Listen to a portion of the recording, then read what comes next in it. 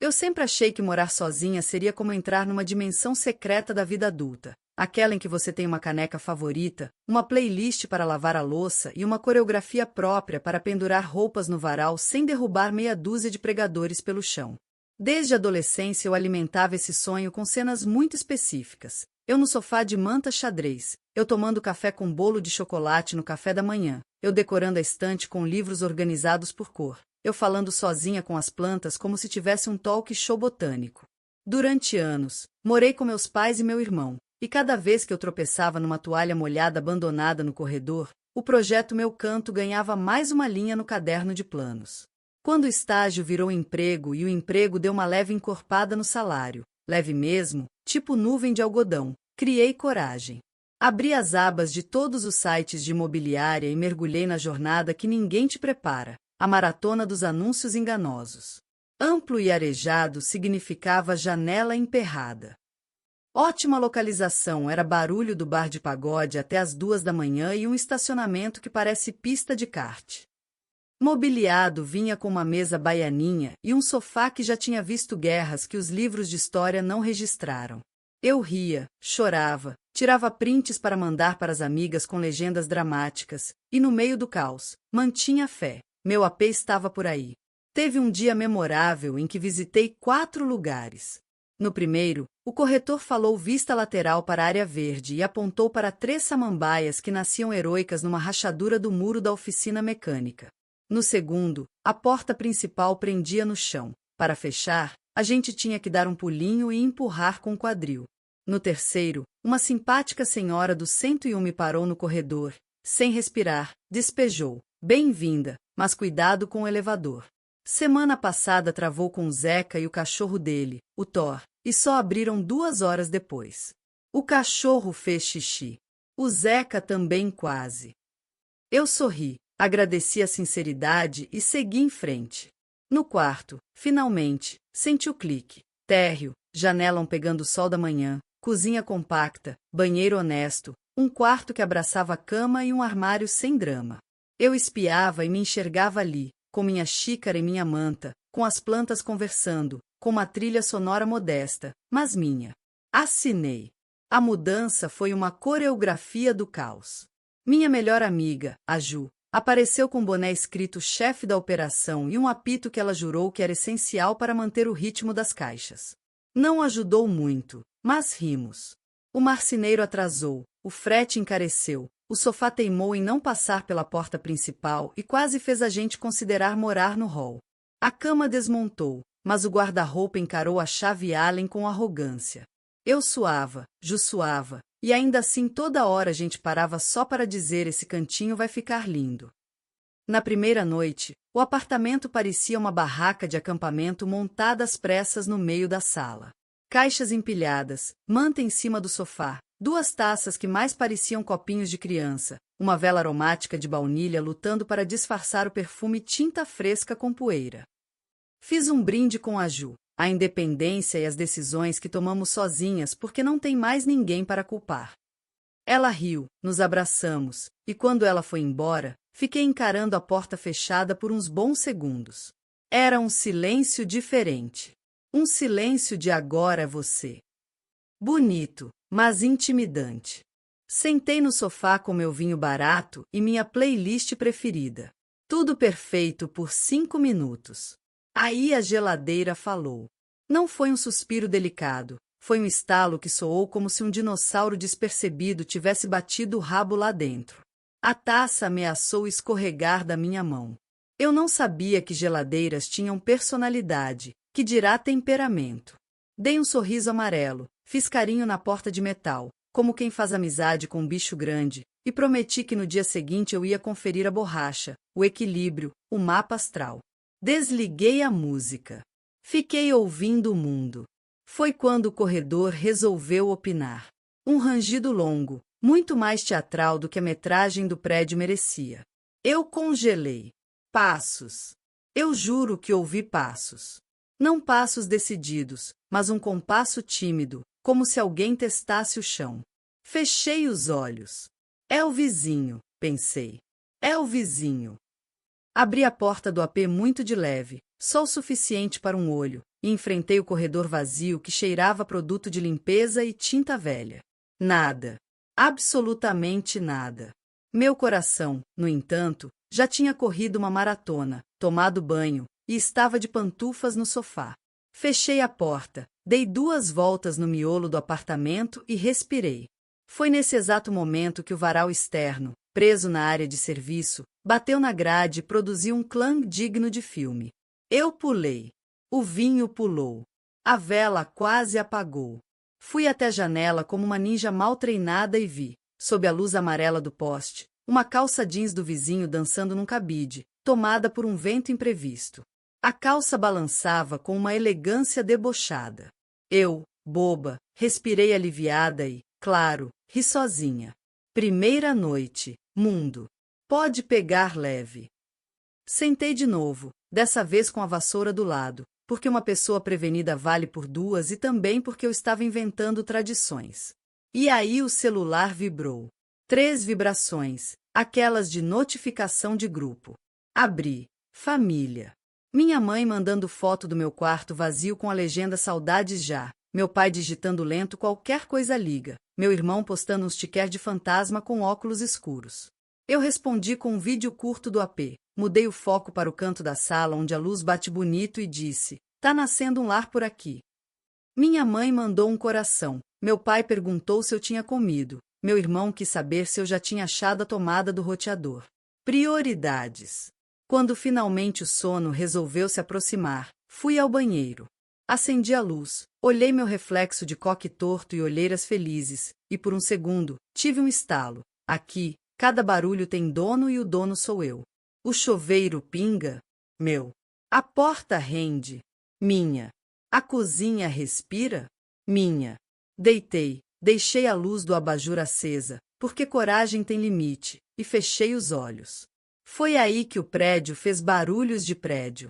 Estalos, suspiros, murmúrios das tubulações. Todo prédio fala à noite. Eu só não sabia o idioma ainda. Eu, que tenho imaginação ativa, comecei a traduzir. Olá, nova moradora, dizia a madeira. Nós rangimos, mas somos gente boa. Infelizmente, a minha tradução simultânea foi interrompida por um taque na janela. O taque foi tímido, mas no meio do silêncio virou uma batida épica. Levantei devagar.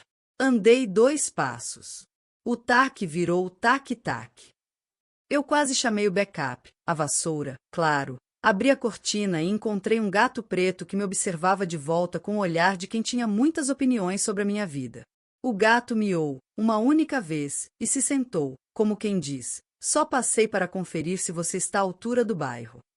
Eu sussurrei um oi que me envergonharia em voz alta, e ele, satisfeito, pulou para o muro e foi embora.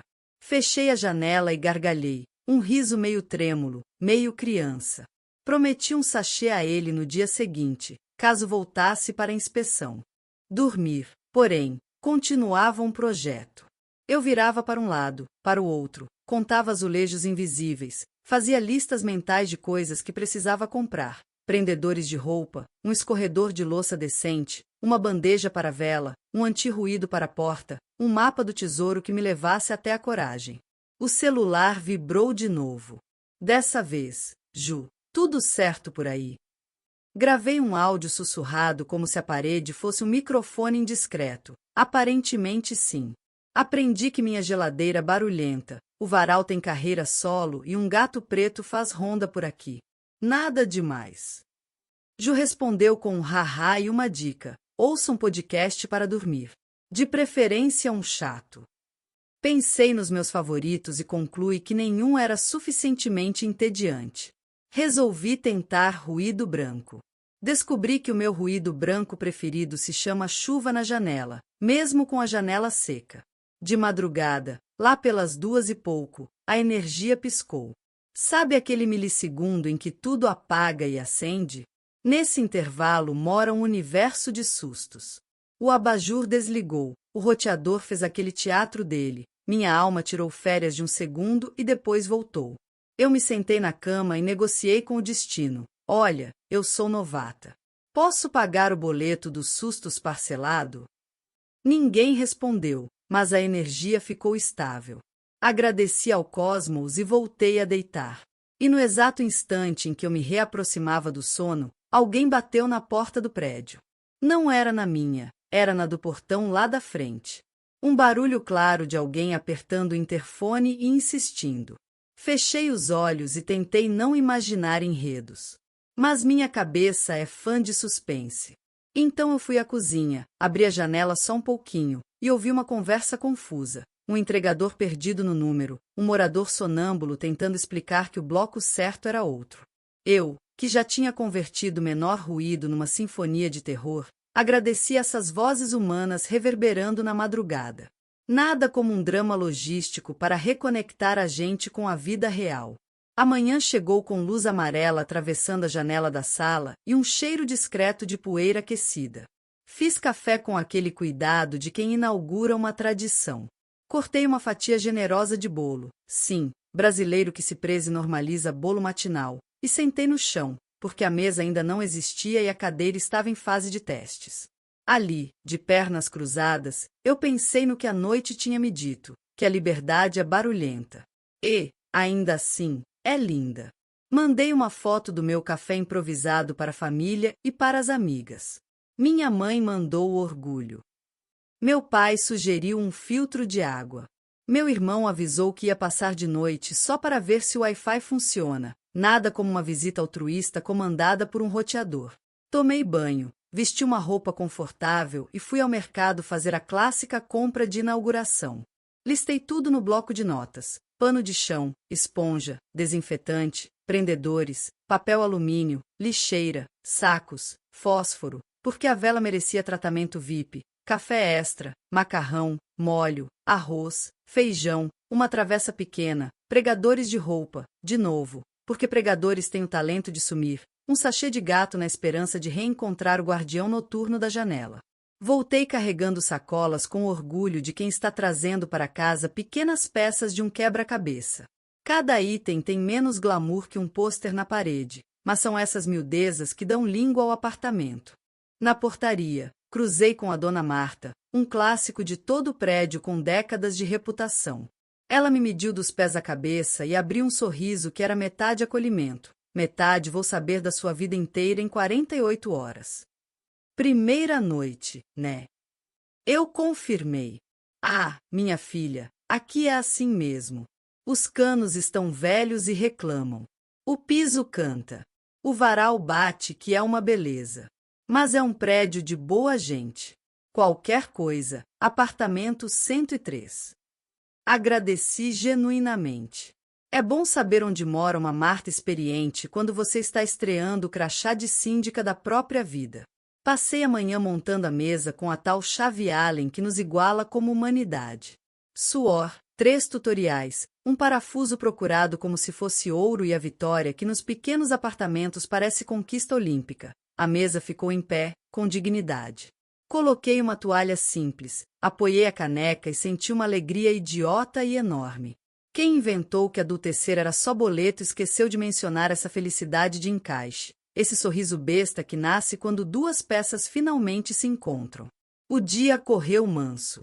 Arrumei um pouco as caixas, criei um canto de leitura com um abajur tímido, coloquei as plantas na janela e prometi que me empenharia para mantê-las vivas. À tarde, a Ju voltou com kit de inauguração, pano bonito de prato, um ímã de geladeira com recado beber água de graça e um rolinho adesivo para tirar pelos. Ela tem um cachorro, e o rolinho é praticamente doutrina. Rimos. Ela quis saber da noite. Contei a saga da geladeira, do varal e do gato. Ela batizou o gato de auditor, porque ele só aparece para inspecionar e vai embora sem assinar nada. Combinamos de deixar um potinho discreto de água perto da janela, caso o auditor voltasse. Quando a Ju foi embora de novo, fiquei sozinha naquele tipo de silêncio que já não era intimidador. Era só o som do lugar se acostumando a mim e eu a ele. Foi o momento perfeito para organizar a prateleira dos mantimentos. Descobri, com surpresa e uma pontinha de vergonha, que eu tinha comprado 6 pacotes de macarrão e nenhum pote para guardar arroz. Anotei em letras garrafais: potes. Reorganizei, abri uma massa, fiz um molho simples com alho, azeite e tomate pelado, Ralei um queijo que resistia bravamente desde a última geladeira da casa dos meus pais, e comi devagar, como quem celebra. E celebrei mesmo, eu estava comendo em casa. A minha. No fim da tarde, fui dar uma caminhada pelo quarteirão para mapear o território. Encontrei uma papelaria que vende cadernos por metro quadrado, uma lavanderia com placa desenhada à mão, um sebo minúsculo que parece bolso de casaco antigo, e uma praça tímida com 2 árvores que insistem em ser verão mesmo em dias sem sol. Fotografei tudo como quem cataloga um novo planeta. No sebo, comprei um livro de crônicas por R$ 5, com dedicatória de 1999, e me prometi ler uma por noite. Pensei que talvez isso também ajudasse a apaziguar os barulhos noturnos. Quando a gente preenche a cabeça com histórias, os fantasmas ficam sem sala de reunião. À noite, meu irmão apareceu com cara de técnico da NASA pronto para avaliar o sistema de internet de Marte. Ele trouxe um cabo extra, testou velocidade, mexeu em configurações, fez um discurso sobre posicionamento de roteador. No fim, disse: "Tá bom." Que vitória! Ele abriu o aplicativo de música, escolheu uma playlist que jurava ser neutra e tocou 2 minutos antes de olhar ao redor e perguntar: "Tem comida?" Dei a ele um prato de macarrão. Ele comeu em pé, feliz, e foi embora com a serenidade de quem cumpriu uma missão cívica. Fiquei olhando a porta se fechar e senti aquele quentinho, visitas que vêm e vão, e eu fico. Sou eu que fico. É isso que muda. A segunda noite quis testar meu progresso. Eu já tinha aprendido 3 sotaques do prédio: o estalo de madeira que diz estamos trabalhando, a água que corre e fala não se assuste, o vento que entra pela fresta e assovia fecha direito. Deitei mais confiante, deixei o abajur desligado e pensei em como minha vida cabia inteira nesse retângulo de paredes finas. Ainda assim, claro, sempre cabe um susto novo. Lá pelas 11h30, uma goteira decidiu estrear. Não era no meu teto, era no corredor do prédio. Mas o pingado tem poder de atravessar portas, atravessar a noite, atravessar nossa paciência. Ping, ping, eu me levantei, calcei um chinelo, abri devagar, e vi o balde comunitário do corredor, já posicionado de outras guerras, aceitando a missão daquele vazamento tímido. Eu e o balde nos cumprimentamos com olhares. Fechei a porta e prometi a mim mesma que, se algum dia eu tivesse esse poder, ia pedir para consertarem os canos da ala oeste. Enquanto esse dia não chegava, eu me concentrei em transformar cada ping em parte de uma melodia imaginária. A música mais bizarra do mundo, mas funcionou. Quando acordei, a luz batia na janela com a intimidade de quem já sabe o caminho até a minha caneca. Fiz café, reguei as plantas, agradeci silenciosamente por todas ainda estarem vivas, e decidi que era hora de encarar o armário. Organização é o esporte de quem mora em pouco espaço. Separei roupas, dobrei com carinho, pendurei vestidos que pareciam felizmente exilados dos amassados, e dei risada sozinha ao perceber que eu tinha 4 casacos quase idênticos. Provei todos, desfilei para a parede aprovou, e escolhi um para deixar de prontidão no cabideiro da porta. Porque se tem uma coisa que aprendi é que apartamentos têm correntes de vento com vontade própria e a gente precisa negociar com elas estilo diplomata. Na hora do almoço, toquei minha campainha interna, a barriga, e decidi pedir comida. O moço do app chegou rápido e, ao invés de dizer boa tarde, me cumprimentou com "é adultério novo, né?" Eu confirmei rindo e ele comentou que já tinha entregue 2 pedidos no prédio naquela manhã. Uma pizza meio-dia para o 204 e um açaí raiz para o 307. Peguei essa informação com o cuidado de quem colhe rumores de uma vila medieval. Quando fechei a porta, deslizei até a mesa e almocei em silêncio, mas um silêncio que agora era, de fato, paz. À tarde, recebi no grupo do condomínio, recém-adicionada, uma mensagem do síndico lembrando que no sábado haveria mutirão do jardim e pedindo que quem pudesse doasse mudas. Eu não tinha muda nenhuma, a não ser as minhas sobreviventes na janela, mas achei a ideia fofa e respondi com um emoji de plantinha. Em segundos, a dona Marta me mandou no privado o mapa do tesouro. Se quiser suculentas, eu sempre tenho brotos. Traga um vasinho. Prometi que passaria no 103 com uma oferta de café, que para mim é um novo ritual diplomático. Na mesma hora, o auditor reapareceu, um arranhado leve na janela, seguido de um miado curto. Abri um tantinho, empurrei o potinho de água ao lado de dentro, e o gato, com toda a majestade que só gatos possuem, ignorou a água, cheirou o ar e foi embora como quem avalia um restaurante e decide voltar amanhã. Eu ri. O auditor era fiel à função.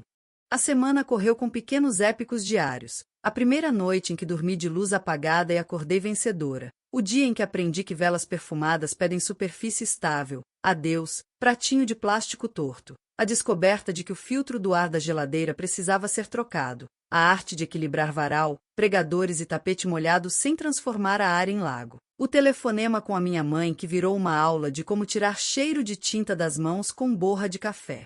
Fui somando camadas. O cheiro da minha casa, o barulho do meu bairro, os rostos que cruzam o corredor, o nome do porteiro do turno da tarde, a padaria que guarda pão mais moreninho quando vê que sou eu chegando, o moço da banca de verduras que faz desconto se eu perguntar com humor. Numa dessas noites, a Ju veio dormir aqui para quebrar o gelo de vez.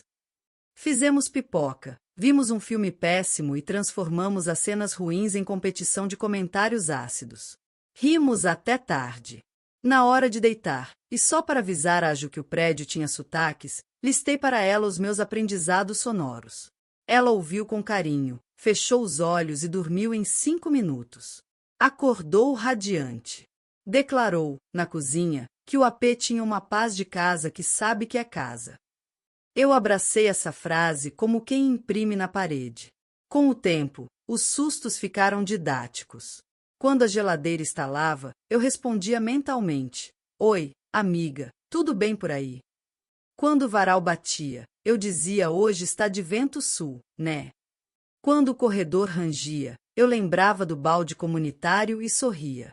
E quando o auditor aparecia, eu abria um pouco a cortina para que ele me visse claramente e soubesse que a inspeção estava em dia. Já não era sobre coragem de filme de ação, era sobre carinho. Carinho com o lugar, com a minha história, com meu sono. Carinho com a versão de mim que, lá atrás, rabiscava no caderno o projeto de ter um canto e, agora, tinha. É claro que houve imprevistos.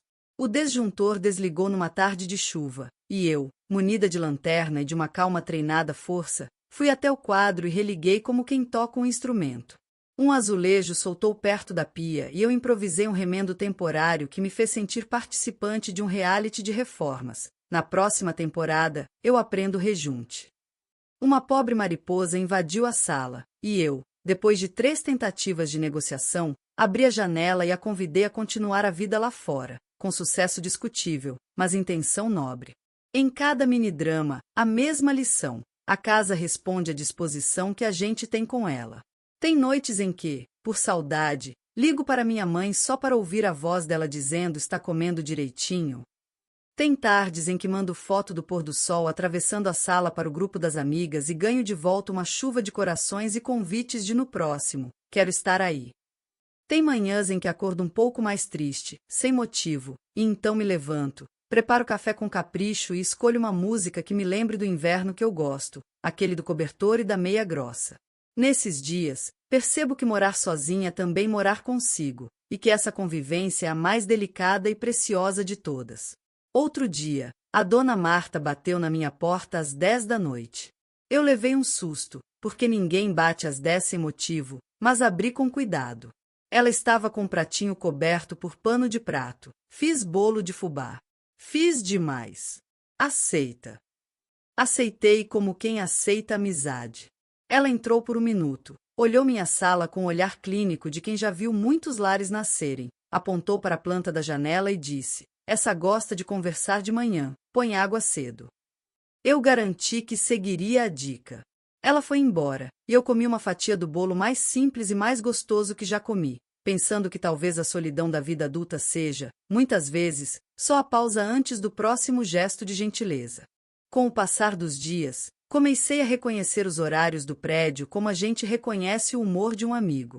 De manhã cedo, o 204 faz barulho de tênis de corrida no corredor. No meio da tarde, alguém toca violão com 2 notas obsessivas no 301. Eu torço por ele. Um dia essa terceira nota chega. No fim do dia, o cheiro do alho refogado viaja pelas frestas e visita as casas como vizinho educado. Às vezes o portão faz um lamento longo, e eu quase respondo: já vai passar. E quando a noite vem, devagar, a madeira se alonga, os canos conversam, e eu entendo. Não é assombração, é a memória do prédio, se atualizando. E sim, de vez em quando, o medo reaparece com bicos de sombra. Em uma madrugada ventosa, eu acordei com a sensação incômoda de que alguém andava lá fora. Levantei com calma, acendi a luz da cozinha, olhei pelo olho mágico. Vi só o tapete do corredor e um pedaço da porta do 102. O coração acelerou mesmo assim, porque corações gostam de praticar exercícios às 3 da manhã. Peguei minha vassoura, parceira de todas as horas, respirei fundo e disse baixinho: tá tudo bem. E estava. O vento fez o resto. Uma corrente atravessou o corredor, bateu com doçura na minha porta, como quem bate para dizer boa noite, e foi embora. Eu sorri, voltei para a cama e dormi do jeito que a gente dorme quando aprende a confiar. Hoje, quando eu sento na minha mesa e olho para a janela, enxergo muito mais do que a rua. Vejo uma linha do tempo, a menina que quis, a jovem que procurou, a adulta que assinou, a moradora que ficou, a vizinha que aprendeu. Vejo a mão da Jo apontando onde distante ficaria melhor, a mensagem do meu pai perguntando se comprei filtro, o sticker de fantasma do meu irmão, que ganhou moldura no imã da geladeira, o sorriso da dona Marta oferecendo bolo, o auditor fazendo ronda na alta madrugada. Vejo minha casa contando de volta minha história, o cobertor que escolhi, a caneca que é preferida, o cheiro de comida que me conforta, o varal que aprendeu o ritmo da minha semana. Se alguém me perguntar sobre a primeira noite, naquele tom divertido de quem quer ouvir caos, eu vou contar. Vou narrar com gosto a saga da geladeira dramática, do varal metaleiro, do gato inspetor, do corredor que canta. Vou dizer que tive medo, sim, e que foi honesto, porque o novo assusta mesmo. Mas vou dizer, sobretudo, que naquela madrugada eu aprendi a diferença entre susto e perigo, entre silêncio e solidão, entre casa e teto. O teto cobre, a casa acolhe. E na minha, entre um estalo e outro, nasceu um afeto que eu nem sabia que estava pronto para sentir. No fim das contas, morar sozinha não é sobre estar o tempo todo acompanhada por uma coragem invencível. É sobre estar disponível para se escutar, rir do próprio drama, pedir açúcar para a vizinha quando faltar, aprender os ruídos do prédio como quem aprende um idioma e, aos poucos, começar a falar com sotaque daqui. É sobre ter medo e mesmo assim abrir a janela. É sobre não entender um barulho e, ainda assim, desejar boa noite ao corredor. É sobre acender uma vela de baunilha numa segunda qualquer e descobrir que o cheiro de casa que você procurava em lojas sempre esteve esperando o momento de nascer no seu próprio fogão. Se eu pudesse mandar uma mensagem para a versão de mim que ficou sentada em cima da mala antes da mudança, eu diria: vai dar certo, mas não do jeito que você imagina. Vai dar certo do jeito barulhento. Vai ter estalo, vai ter vento, vai ter vizinho falando alto no telefone, vai ter noite em que você vai abraçar a vassoura como se fosse espada, vai ter goteira no corredor, vai ter auditor fazendo controle de qualidade. E mesmo assim, vai ter uma paz tão funda que nem sempre vai caber em palavras. Em alguns dias, vai caber num suspiro, noutros, numa xícara de café. E, frequentemente, vai caber num bolo de fubá compartilhado na porta do 103. Eu termino esse relato olhando para o canto da sala, onde a luz da tarde faz um retângulo perfeito no chão. É ali que eu coloco um livro para tomar sol. É ali que a planta se estica. É ali que meu pé descalço agradece. Eu encosto a cabeça na poltrona, escuto a geladeira reclamar baixinho, escuto o corredor respirar fundo, escuto a cidade do lado de fora e me escuto rindo, agora, da menina de ontem que achava que independência era silêncio. Independência é barulho com afeto. É saber que todo som tem um dono e que, no final, o dono sou eu, e eu estou em casa. Às vezes penso em como cada pequeno ritual consolidou essa sensação de pertencimento. O ritual das sextas-feiras é sagrado. Tirar o lixo cedo, passar pano com cheiro que anuncie fim de semana, escolher uma receita nova e queimar a primeira tentativa sem drama. O ritual dos domingos é lento. Lavar a roupa ouvindo crônicas, estender as peças no varal como quem pendura bandeirinhas de festa, escolher a roupa que me fará companhia na segunda. O ritual das segundas é uma conversa motivacional comigo mesma. Você consegue, dita na frente do espelho enquanto amarra o cabelo. O ritual das noites frias é procurar a manta, preparar um chá e escrever 3 coisas boas do dia. E quando eu esqueço de escrever, perdoo, porque morar sozinha também é aprender a não ser a síndica carrasca de você mesma. No mutirão do jardim, levei 2 vasinhos simples que comprei na papelaria. A dona Marta apareceu com uma bacia de suculentas que parecia o carnaval de uma floreira. Aprendi com o seu Antônio, do 202, a identificar quando a terra pede água ou quando está só fazendo drama. O Zeca do elevador, aquele dos galos do outro prédio, me contou que o torna na verdade um pincher com síndrome de vira-lata internacional. Rimos. Plantamos.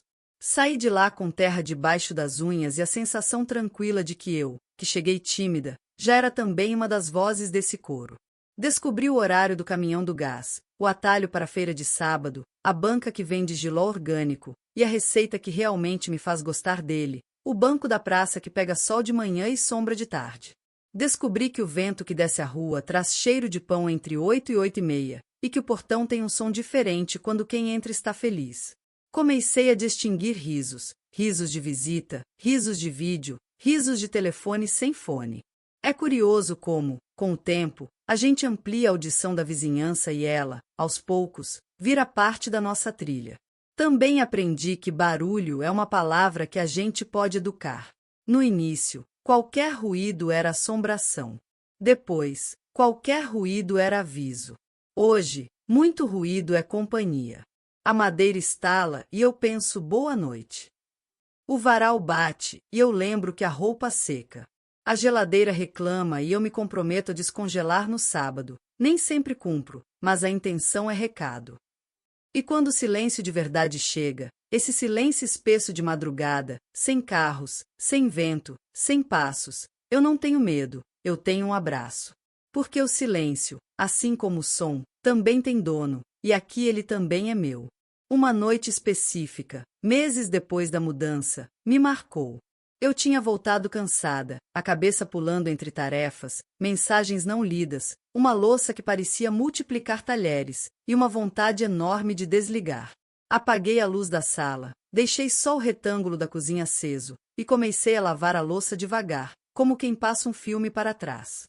A água quente virou trilha sonora, a espuma virou legenda, e a cada prato que eu colocava no escorredor era como se eu devolvesse ao dia um pedaço da calma que ele tinha roubado. Quando terminei, fiquei encostada na pia por um instante, respirando. A geladeira estalou, o corredor suspirou, o auditor passou relâmpago na janela, e eu sorri. Eu poderia jurar que o prédio inteiro, naquele segundo, disse baixinho, boa noite. No dia seguinte, a vida seguiu comum, mensagens, trânsito, café apressado, uma ida à papelaria para comprar mais fita adesiva. Por quê? Não sei, mas sempre falta. E um oi para Dona Marta que retribuiu com o bolo de fubá esse fim de semana é de milho verde. Fiz uma nota mental para comprar café extra para retribuir. Não é a etiqueta que manda, é a alegria. Se eu contar tudo isso para alguém que está com medo da primeira noite, vou dizer, o medo não é um inimigo, ele é um convidado mal educado. Ele chega sem avisar, fala alto, senta no melhor lugar do sofá, bota o pé na mesinha. Você não precisa expulsá-lo na marrã. Você pode oferecer um copo d'água, explicar as regras da casa e, principalmente, apresentar os outros moradores. A coragem, que é silenciosa, a curiosidade, que é bem-humorada, a rotina, que é competente. No fim, o medo se comporta, e quando ele exagera, é só lembrar que é um balde para goteiras e um pote de bolo no 103. Volta e meia, alguém me pergunta se eu não me sinto só. Eu penso e respondo com honestidade. Às vezes sim, e está tudo bem. Solidão não é falta de gente, é falta de rumo. Quando ela dá as caras, eu invento um rumo, passo um café caprichado, escrevo uma lista de compras inúteis só para rir, mando mensagem para Ju dizendo o tema de hoje, plantas que combinam com nomes de bandas, ou abro um livro do sebo e leio em voz alta um parágrafo que parece que foi escrito para mim. Nessas horas, a casa vira palco, e eu, a plateia inteira. É bonito de um jeito esquisito, e isso me basta.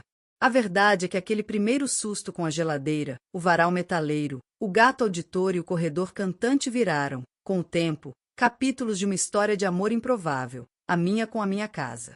Não um amor instagramável, de almofadas perfeitas, luzes de fada e canecas fotogênicas, embora eu tenha tentado essa estética em dias de inspiração. É um amor de manutenção, de pano de chão bem torcido, de lixeira vazia, de água nas plantas na hora certa, de lembrar de desligar a cafeteira, de ajeitar o tapete com o pé, de abrir a janela e deixar o sol entrar mesmo quando a gente quer hibernar. É um amor que dá trabalho, e talvez por isso mesmo dure. Se amanhã alguém tocar minha campainha e eu atender com cabelo preso no alto, blusa larga e sorriso torto, e essa pessoa me perguntar vale a pena, eu vou responder mais do que eu imaginava. Porque a vida que eu projetei naquela adolescente que sonhava com manta xadrez e talk show botânico ganhou uma realidade melhor. A da mulher que sabe preparar café em silêncio, que se diverte com a própria paranoia noturna, que faz amizade com gatos, que planta suculentas com vizinhos, que aprende nomes de todos, que não se assusta tanto com o breu, que aceita bolo de fubá e que, de vez em quando, vai até a janela só para ouvir o prédio respirar. E quando eu fecho a janela, não é para me isolar, é para abraçar o meu barulho. Se um dia eu for embora daqui, vou levar junto a pronúncia desse lugar, as histórias que se encostaram nas paredes, o timbre da madeira, a voz do corredor, os olás da portaria, a sombra da árvore às 4 da tarde no chão da sala, e a certeza teimosa de que não é o silêncio que define casa, é a confiança. Confiança de que a porta fecha, de que o café esquenta, de que a luz volta quando pisca, de que o medo se aquieta, de que os dias ruins passam, de que os dias bons se repetem. E de que, quando a geladeira estalar outra vez, eu vou sorrir, porque ela está só me lembrando, você está aqui. Você está em casa.